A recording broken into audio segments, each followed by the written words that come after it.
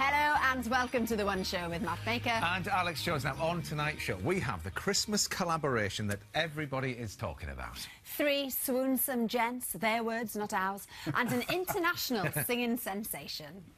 Oh, yeah, well, listen, we can certainly see what she saw in them, can't we? Now, let's remind ourselves what they saw in her.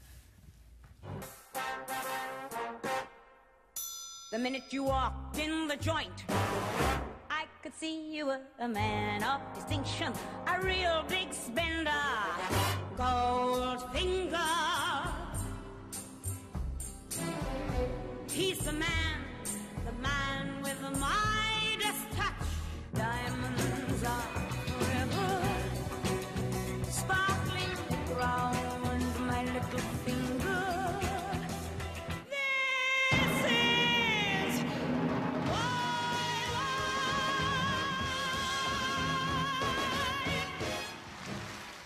Oh, please welcome Dame Shirley Bassey and Blake.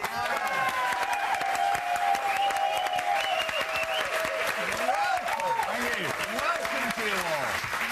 Hey, I'll tell you, there's a lot of velvet on the one show tonight. Yeah, there's a lot of velvet. Very festive. Yes. Ollie, Humphrey and Stephen, lovely to see you as well. Thank you. It was a very special night, a big celebration, wasn't it? The first night that you met Dame Shirley. Tell us about that. Well, it was a significant milestone birthday for you, wasn't it? I don't know if we're allowed to say now. Well, we've got some birthday photos. We've got some birthday photos. Oh, wow. That we can see. So, yes, tell us how this all came about, Dame Shirley. Oh, wow. Well, it was my 70th birthday, and somebody said, we have a surprise for you.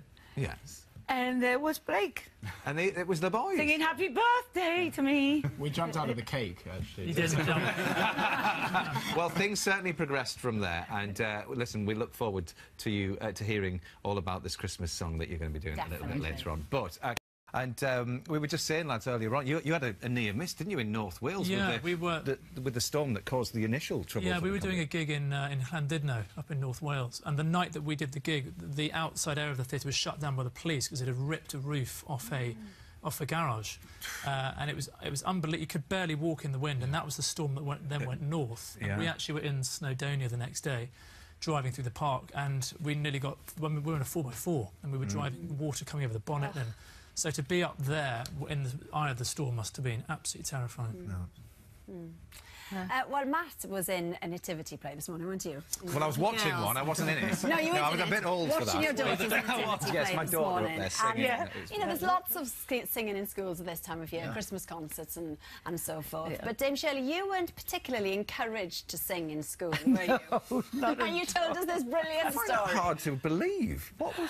I was in the school choir, and on the first day, I was in the front, and the teacher said, Bassey, you're a bit loud, you know, go in the second row. Yeah. And I did, and I'm still loud. And third row, fourth, and fifth. And I couldn't go anywhere else after the fifth row, except to go out in the corridor. Into the corridor. No. Which I did. I went out in the corridor, and I was singing from the corridor. Unbelievable. So at what point then did it all turn around and you realised, actually, this is what I was meant to do? I was singing in a workman's club on a Saturday, and because I was like 15, it was a Saturday, and it was the only time I could sing at this club because they allowed the wives to go. Otherwise, it was just men. Just the men, yeah. And sitting, having a drink, was a Welshman, and he was putting on a show in London. He was a talent scout, and he came after the show and he said, you know, I'd love you to come to London to audition for this part in this show that they're putting on. And I said, oh, I don't know, you have to go and talk to my mother. You know. I did, because I thought he was... Yeah, young. So the next day he turned up, sure enough. And my mother said, yes, she can't go to London, but she has to have a chaperone. So I took another 15-year-old friend of mine. 15-year-olds in London. Not exactly a chaperone. No. She was hopeless. and then when I got there, I was behind the piano when these two gentlemen came in, the backers of the show, and I had to sing for them, and I wouldn't come from behind the piano. Now I'm nervous. I'm afraid because of being told I was too loud. Go back, go back, go back, from the, you know, when I was at the school choir. And so I just sang from behind the piano. And that was they could only see my head, yes. Oh, well, it was enough, But obviously. that and was enough, And yeah. the performances, Dame Shirley, that you've done all over the world. And here at the BBC, I mean, this is your first time here on The One Show. It is, but yes. you've been on the BBC since the 1960s, and we're just going to have a look at you in a performance. The show of the week, similar to The One Show, back in 1966, with A Lot of Living to Do.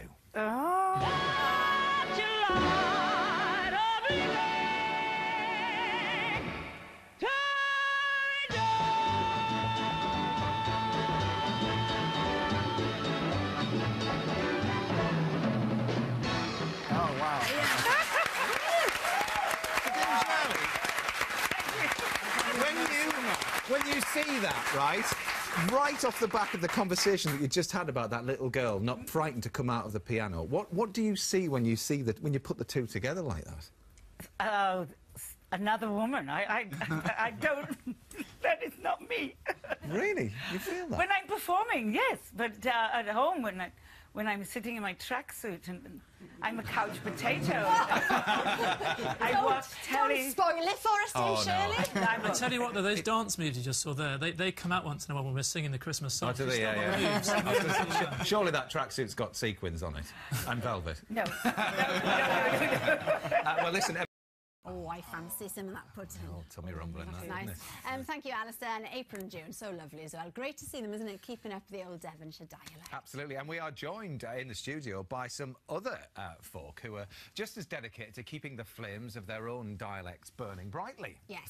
So, Dame Shirley, what we've done, OK, is we've asked them to translate some of your lyrics into their regional dialects. And then we want you to guess from which song the lyrics that they've given us are from. OK? I'll try. Good. Quite different. Well, Dame Shirley, first up we've got Sid. Sid, where are you from? I'm from Lancashire. From Lancashire. Good. All right then, we got that bit. Now, so Sid, in your own time, your version of Dame Shirley's lyric, please. Whenever I start to tell thee how gradely courting can be. What? I've got no idea. Gradely means sweet. Should we have it again once more? Whenever I start to tell thee how gradely courting can be. How greatly... Oh, maybe sweet something is? Something about love, courting, maybe? Sweet love could be. Sweet love could story? be. No. Love story? Well, let's hear it. Let's hear it. Here we go. Ah, yes, there we are. That's good. Very good. On we go. All right. Next up, we have Diana. Now, Diana, where are you from? I'm from Norfolk. Norfolk. Great. Now, this is the clue, OK? This lyric is from one of your famous Bond themes. OK? That should be easy. Right. Diana, over to you. We'll see. Beautiful wads, he'll marble down your lug. Now, lugs could mean ears. Yeah. Any idea at all? Well, as there's three, now I don't know. I've done 3 bonds. Wait a minute. Lugs, can you say that? Beautiful wads, he'll marble down your lug. I got it. Mardle means to pour down your ear. Marble. What is gold? Goldfig. Hey, that'll do.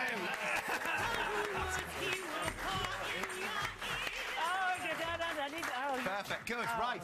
And finally, we're now going to go to Brendan. So, where are you from, Brendan? I'm from the Black Country in the West Midlands. OK, now this is from a track on the album The Performance. OK? Go, Brendan. Mother's blighted, thou'd mon went at fossicking for thou'd wench.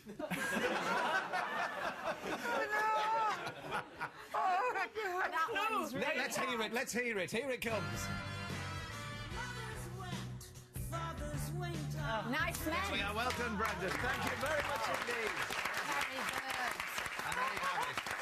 There's a whole new album in that, Dame Shirley. A whole new album. Now, on Friday, Dame Shirley and Blake will be releasing their version of the Christmas song. Now, by coincidence, even before we knew they were coming in, we asked Carrie to tell us the story behind it. And surprisingly, it all starts in the middle of summer. And so to Dame Shirley Bassey and Blake's version. Jack Frost nipping at your nose, Yuletide carols being sung by a choir, and folks dressed up like Eskimos. It's dreamy, isn't it? So, guys, we heard earlier on how you met Dame Shirley, but then you really wanted to do this collaboration. So you sent a letter, didn't you, with 3 choices of songs. Yeah. And then what happened then? Well, we knew we had to pick an iconic song for an iconic voice. We also knew this was our first ever chance and one chance to record a Christmas song with Dame Shirley, so it had to be the right song. So that's why it was 3 choices. We hope 1 in 3 might work. So Have Yourself a Merry Little Christmas was one of them. Oh Holy Night was the other, and then finally the Christmas song, which Dame Shirley picked out of those 3. So it could have been another song altogether. It was a handwritten letter, wasn't it, which I think was quite important for you, Oh, Dame yes. Shirley. I mean, I live in Monte Carlo. Yeah. So, Well, I sent you a CD as well, didn't I, with all the tracks and on? a CD, yes. And I chose Chestnuts.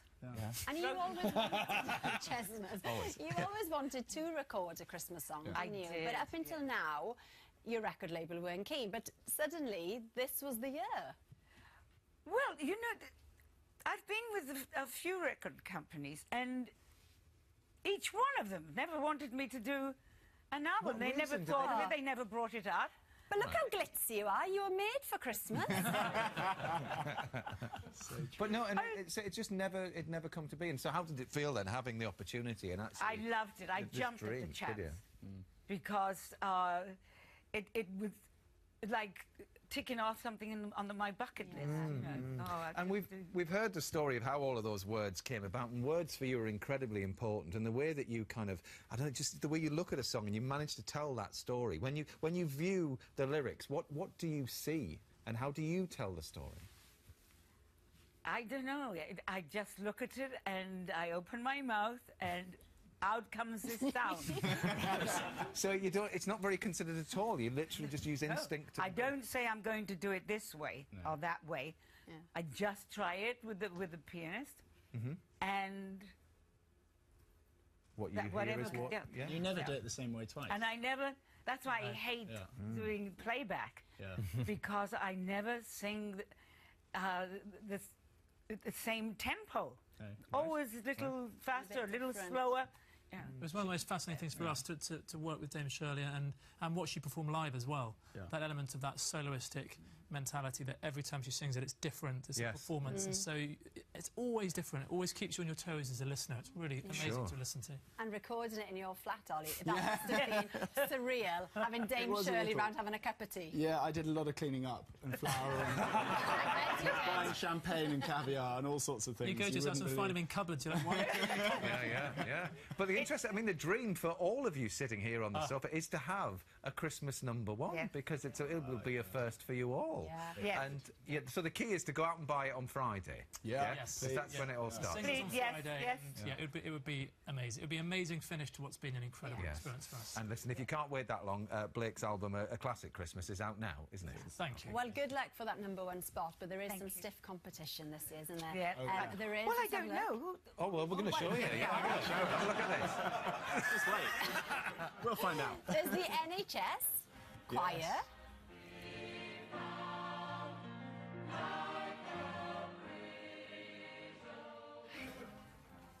There's the 4 sopranos, featuring the one and only Her Royal Highness, the Queen.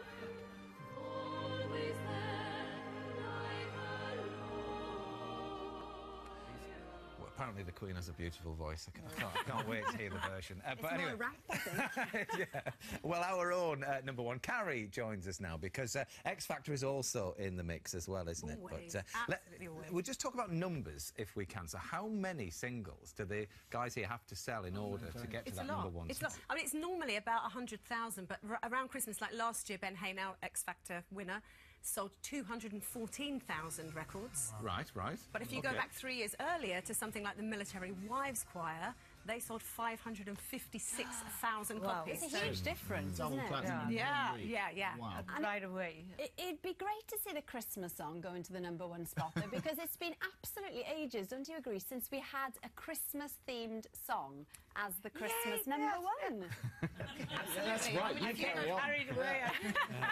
If you go back to the 50s, you've got 63 #1s there. Only 13 of them are about Christmas. Really? So the last one that was actually on the Christmas theme itself was 25 years ago, Sir Cliff Richard.